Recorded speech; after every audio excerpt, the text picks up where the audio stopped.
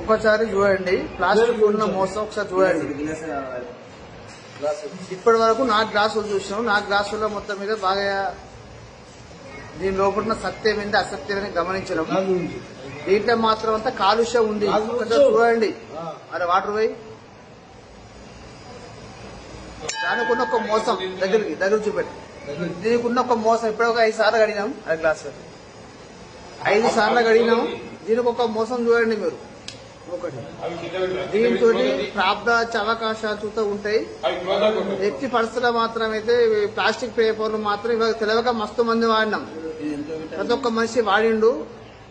వాడడం మంచి కావాలంటే మనం ఇస్తారు ఆకులు తెప్పించుకుందామని అంతా బాగా ఘోరంగా ఉన్నది. ఒకసారి చూడండి మీరు.